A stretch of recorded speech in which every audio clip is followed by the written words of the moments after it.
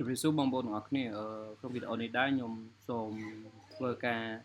តម្លើង LaTeX ឲ្យបងប្អូនបានទស្សនានេះគឺជារបៀបតម្លើង LaTeX អញ្ចឹង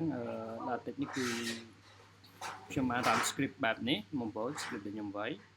មាន hello world your name នេះវាចេញមក result វាចេញជា PDF បងប្អូន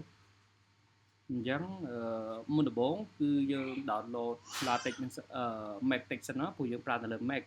នេះបងប្អូនវាយពាក្យថា Mac តិចហ្នឹងហើយវាចេញមកខាងលើគេបងប្អូនចុចខាងលើក៏បានឬក៏ចុចពាក្យ download ក៏បានដែរដល់ពេល download ទៅគឺវានឹង load មកបែបនេះបងប្អូន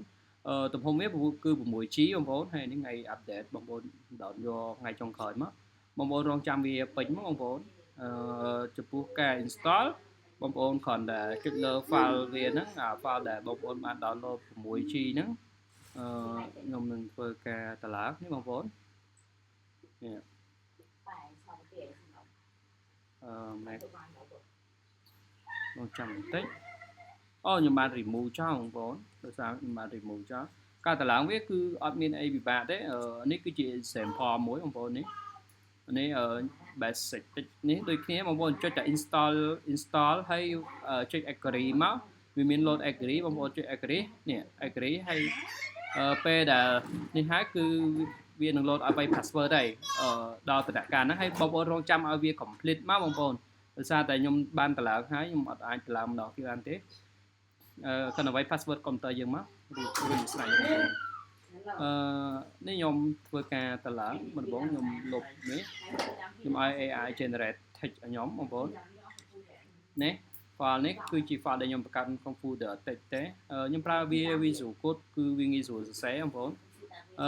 យើងឲ្យ AI generate មកបងប្អូននេះខ្ញុំឲ្យ AI generate ខ្ញុំក៏ copy text ហ្នឹងទៅអស់ហើយខ្ញុំលុបមកបងប្អូននេះហើយខ្ញុំ pass វាចូលមករួចហើយខ្ញុំគិតថា run មកបងប្អូន run មកគឺវានឹង load មកនេះបងប្អូន load មកឥឡូវខ្ញុំឧទាហរណ៍ថាខ្ញុំកែមួយទៀតថាខ្ញុំកែឥឡូវ PDF នេះខ្ញុំបាន run ចេញនេះបងប្អូនវា load មកនេះកំពុងចាប់នេះ Visual Code អញ្ចឹងខ្ញុំចង់កែក្បាលខាងលើនេះខ្ញុំដាក់ថា hello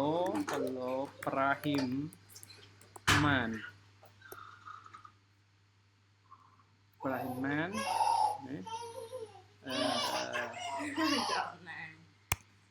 give me ហើយខ្ញុំឧទាហរណ៍ណាបងប្អូនហើយចុច run មកអញ្ចឹង